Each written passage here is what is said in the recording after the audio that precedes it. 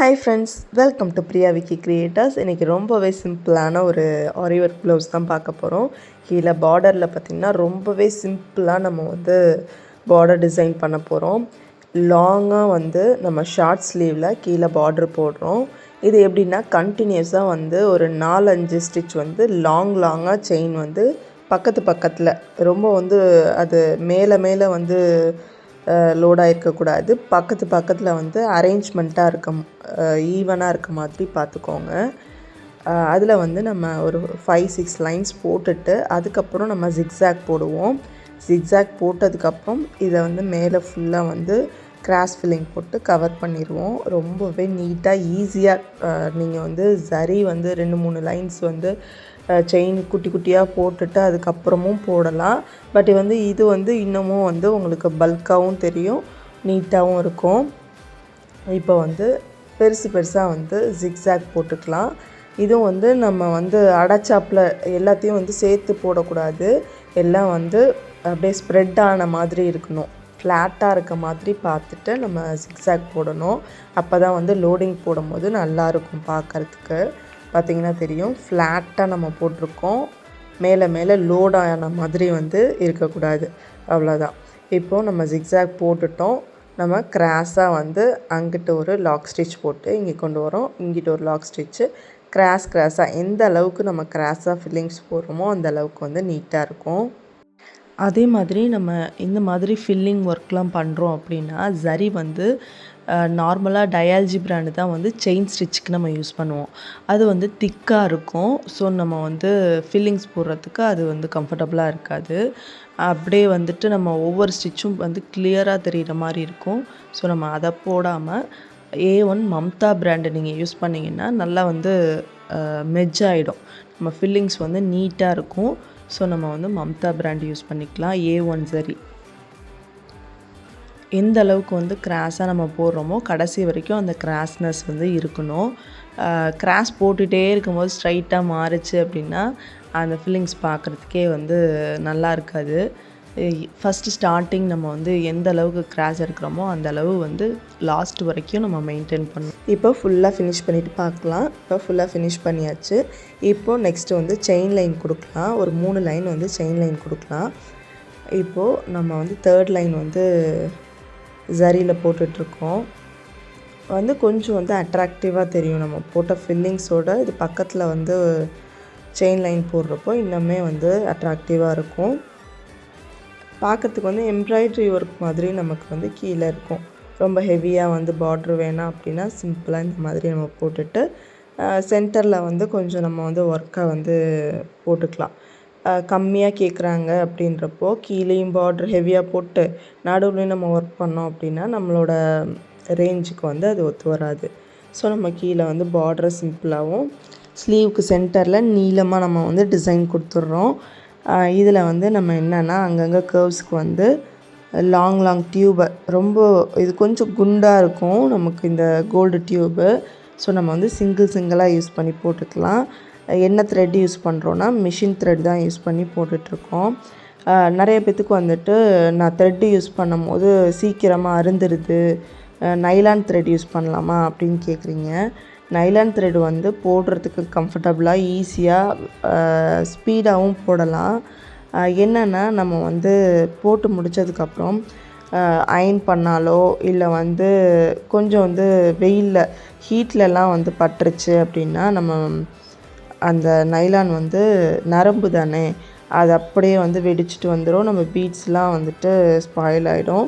நம்ம ஒர்க்கும் கெட்டு போயிடும். நீங்கள் நல்ல மெட்டீரியல் போட்டுட்டு நல்லா அழகாக ஃபினிஷிங்லாம் போட்டு நீங்கள் ஒர்க் பண்ணி கொடுத்துட்டு அதுக்கப்புறம் இது ஏதாவது ஸ்பாயில் ஆச்சுன்னா நம்ம பேர் தான் கெட்டு போகும். அந்த மாதிரி இருக்கிறவங்க என்ன பண்ணிக்கலான்னா நம்ம மிஷின் த்ரெட்லேயே பேண்ட்டு தைக்கிறதுக்குன்னே த்ரெட் இருக்குல்ல, அதெல்லாம் ரொம்பவே ஸ்ட்ராங்காக இருக்கும். அதை நீங்கள் யூஸ் பண்ணிக்கோங்க. இப்போ நம்ம இந்த ஃப்ளவருக்கு நடுவில் கிளிப் ஸ்டோன்ஸ் ஸ்டிக் பண்ணிக்கிறோம். இந்த மாதிரி மெட்டல் ஓரத்தில் இருக்க ஸ்டோன்லாம் யூஸ் பண்ணுறோம் அப்படின்னா நம்ம B7000 தான் யூஸ் பண்ணணும். நல்லா ட்ரை ஆகிடுச்சு. அப்படியே நெட்டுக்கும் ஒரு வளைவாக நம்ம டியூபை கொடுத்து ஃபினிஷ் பண்ணியிருக்கோம். நெக்ஸ்ட்டு அங்கங்கே லீஃப் கொடுத்துருக்கிறதுக்கெல்லாம் ஒரு எம்போஸ்டாக இருக்கணுன்றதுக்காக லாங்காக செயின் போட்டுட்டு அகைன் வந்து கிராஸாக ஃபில்லிங் கொடுக்குறோம். அந்த லீஃப்க்கு ஏற்ற மாதிரி மேலேருந்து டாப்லேருந்து எடுத்துக்கிறோம் கிராஸாக ஃபில்லிங்கு. அந்த சைடு எப்போவுமே லாக் ஸ்டிச் போட்டு நம்ம கொண்டு வந்தால் தான் அந்த ஸ்டிச் வந்து நிற்கும். எப்போவுமே நம்ம போடுற ஃபில்லிங் பார்த்திங்கன்னா தனித்தனியாக தெரியக்கூடாது. அப்படியே அழகாக வந்து வளவலன்னு நமக்கு மெஜ்ஜான மாதிரி இருக்கணும். அதுக்கு வந்து ஜரியெலாம் நம்ம ஃபில்லிங்ஸ் போடும்போது நார்மலாகவே நமக்கு வந்து அந்த வளவளப்பு வராது. மேக்ஸிமம் வந்து நம்ம A1 மம்தா பிராண்டு யூஸ் பண்ணிக்கிட்டோம் அப்படின்னா அது கொஞ்சம் வந்து நல்லாயிருக்கும். திரும்பவும் எப்படி இந்த ஃபில்லிங் போடுறதுன்றது பாருங்கள். சென்டரில் வந்து லாங்காக வந்து செயின் எடுத்துக்கிறோம். ஒரு 2-3 செயின் போட்டுட்டு திரும்ப வந்து ஷார்ப்லேருந்து கிராஸாக நம்ம வந்து ஃபில்லிங் போட்டுக்கலாம். இதை முடிச்சுட்டு நம்ம அவுட்லைனில் வந்து நடுவில் போட்டிருக்கோம் பார்த்திங்களா, அந்த கோல்டு டியூப்பு, அதுதான் வந்து அவுட்லைனுக்கு நம்ம வந்து கொடுக்க போகிறோம். இப்போ இதை முடித்ததுக்கப்புறம் நம்ம வந்து டியூப்பில் எப்படி வந்து லீஃப் ஸ்டிச் வந்து போடுறோம் அப்படின்றத பார்க்கலாம். இப்போது இங்கே 2 சைடுமே இந்த ஃப்ளவருக்கு 2 சைடும் லீஃப் மாதிரி கொடுத்துருக்கோம். இதில் நம்ம வந்து மிஷின் த்ரெட் வந்து பிங்க் கலரே எடுத்துக்கிட்டோம். சென்டர்லேருந்து ஒரு 4 பீடு உள்ளுக்கு கொண்டு வந்தாச்சு. திரும்ப அகைன் வந்து ஒரு ஸ்டிச்சை வெளியில் போயிட்டு அங்கேருந்து லோட் பண்ணி தான் நம்ம வந்து பீட்ஸை வந்து கொண்டு வரணும். மைக்ரோ கட் பீட்னு சொல்லுவோம். கிளாஸ் பீட்ஸில் கோல்டு கலர் நம்ம யூஸ் பண்ணியிருக்கோம். அவுட்லைனில் போய் தான் நம்ம வந்து லோடிங் கொடுக்கணும். ஸோ நம்ம உள்ளுக்கு வந்துட்டு ஒரு லாக் ஸ்டிச் கொடுக்குறோம். அகைன் வந்து த்ரெட்டை மட்டும் நம்ம வெளியில் கொண்டு போயிட்டு திரும்ப லாக் ஸ்டிச் கொடுத்து அங்கேருந்து நம்ம உள்ளுக்கு கொண்டு வந்து டியூப்பை வந்து ஃபினிஷ் பண்ணணும். 4 பீட்ஸாக வந்து நான் போடுறேன். ஒரு சைடு ஃபுல்லாக முடிச்சுட்டு நெக்ஸ்ட்டு சைடு போடணும். ஃபுல்லாக வந்து போட்டுட்டு இங்கே நாட் போட்டு ஃபினிஷ் பண்ணிக்கணும். அடுத்தது இந்த சைடு கிராஸாக ஒரு லாக் ஸ்டிச்சு. அகைன் நம்ம அப்படியே த்ரெட்டை மட்டும் அவுட்லைனுக்கு கொண்டு போகிறோம். அங்கே ஒரு லாக் ஸ்டிச்சு.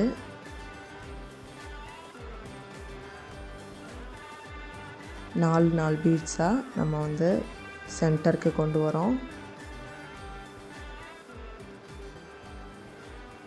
4 பீட்ஸு. அகைன் கிராஸாக போடணும். இதையும் வந்து ஸ்ட்ரைட் ஆக்கிட்டோம் அப்படின்னா ஃபில்லிங்ஸ் வந்து நல்லாவே இருக்காது. எந்த அளவுக்கு வந்து லீஃப் ஸ்டிச்சுக்கெலாம் கிராஸ் கொடுக்குறோமோ அந்தளவுக்கு பார்க்குறதுக்கு வந்து ரொம்பவே நீட்டாக இருக்கும்.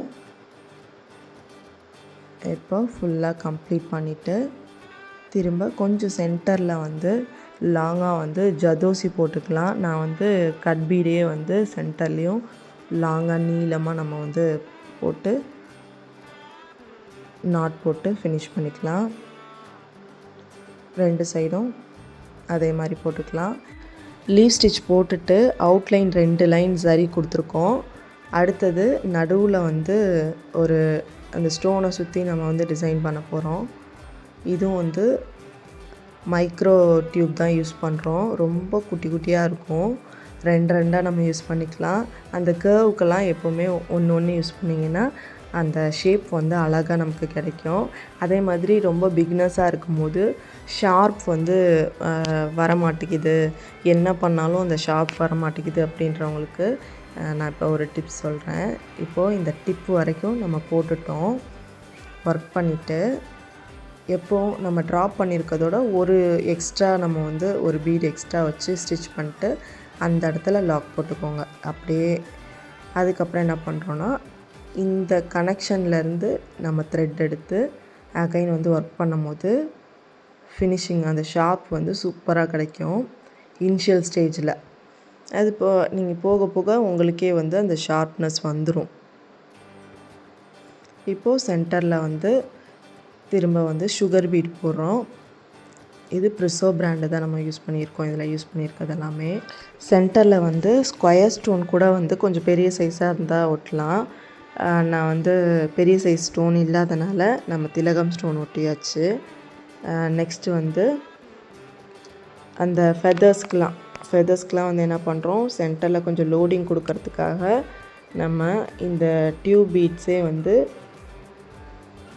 நீளமாக போட்டுட்டு ஷார்ட்டாக அந்த ஷேப்க்கு ஏற்ற மாதிரி நடுவில் இருந்து நம்ம வந்து எத்தனை டியூப் தேவைப்படுதோ அது லோட் பண்ணி நம்ம போட்டிருக்கோம். திரும்ப அகைன் வந்து பார்டர்லேருந்து தான் எப்போவுமே லோடிங் பண்ணணும்.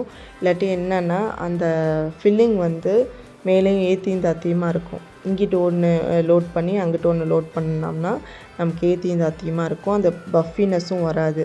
அதுக்காக தான் வந்து எப்போவுமே நம்ம ட்ரா பண்ணியிருக்க அந்த பார்டர் லைன்லேருந்து எப்போவுமே லோட் பண்ணுறோம். ரொம்ப சிம்பிள் தான். இந்த ஹாஃபை முடிச்சுட்டு அந்த அடுத்த ஹாஃப் வந்து போடணும்.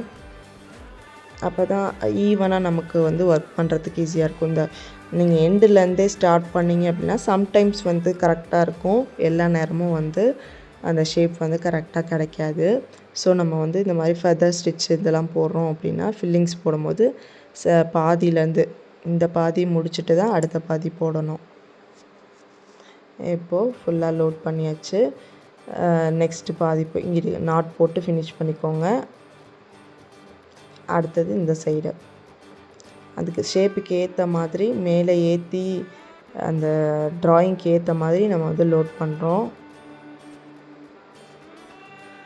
அந்த வளைவு வர இடத்துல நம்ம கீழே இறக்கி குத்தணும்.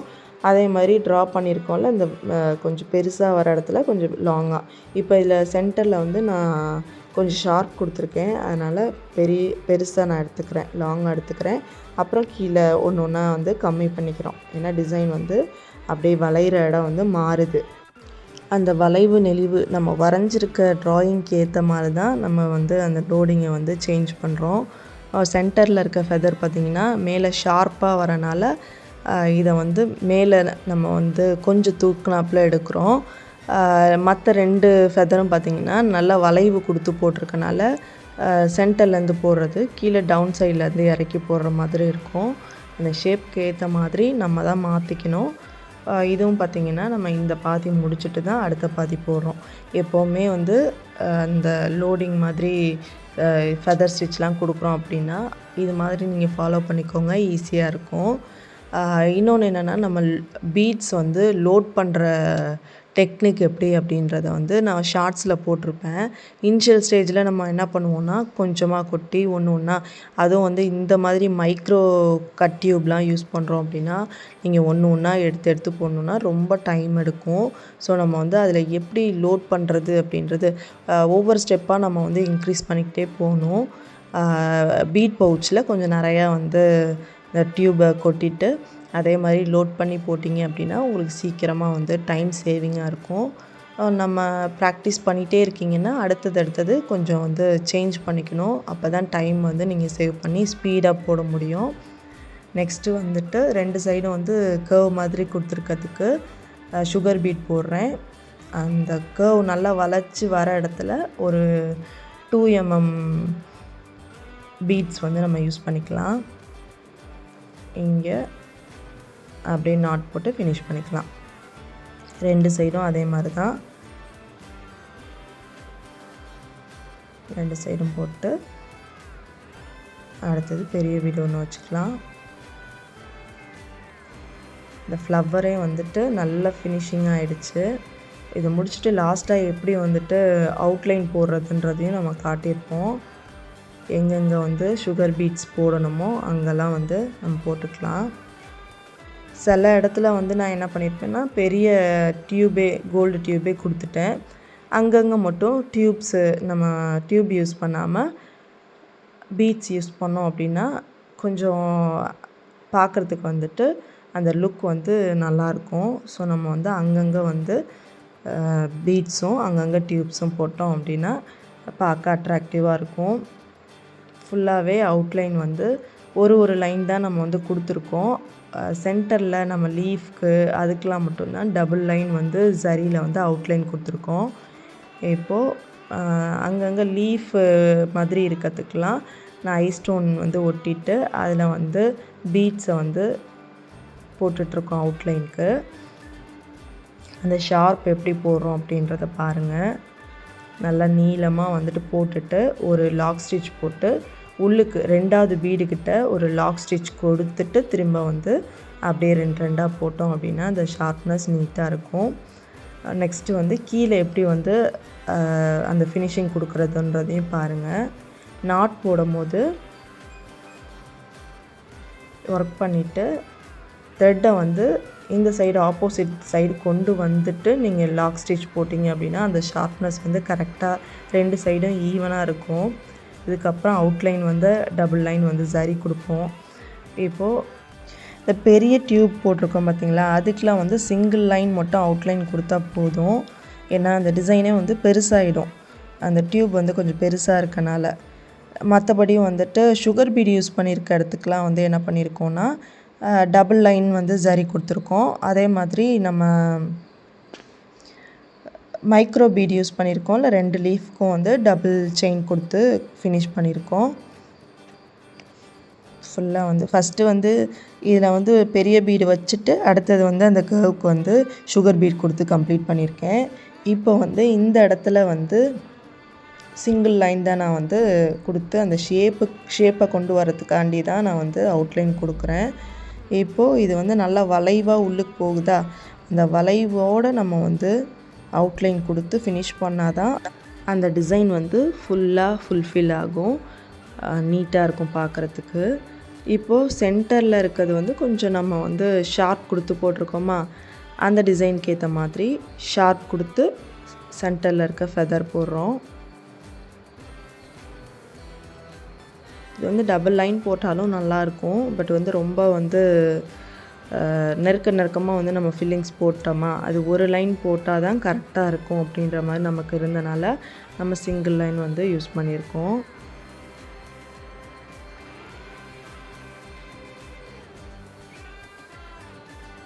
நீட்டாக வந்து அந்த ஃபெதருக்கு ஏற்ற மாதிரி நம்ம ட்ரா பண்ணியிருக்க ஷேப்புக்கு சரியில் கொண்டு வந்துடணும்.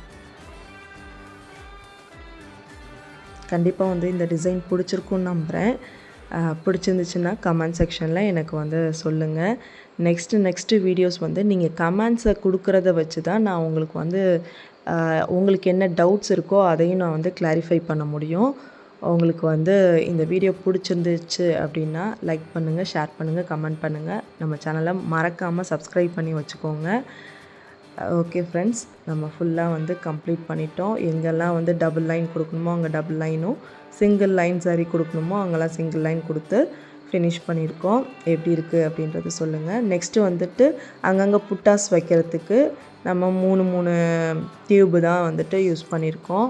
ஃபுல்லாக அங்கங்கே புட்டாஸ் வச்சு கம்ப்ளீட் பண்ணியிருக்கோம். இந்த டிசைன் எப்படி இருக்குது அப்படின்றத சொல்லுங்கள். ஓகே ஃப்ரெண்ட்ஸ், கூடிய சீக்கிரம் பார்த்திங்கன்னா நம்ம வந்து ஆரி ஒர்க்கு ஃப்ரீ கிளாஸ் வந்து எடுக்க போகிறோம் ஆன்லைனில். யார் யார் வந்து ஃப்ரீ கிளாஸில் ஜாயின் பண்ணுறீங்களோ கண்டிப்பாக வந்து மேலே கொடுத்துருக்க ஃபோன் நம்பருக்கு மெசேஜ் பண்ணி ரெஜிஸ்டர் பண்ணிக்கோங்க. ஓகே ஃப்ரெண்ட்ஸ், தேங்க்யூ, பாய்.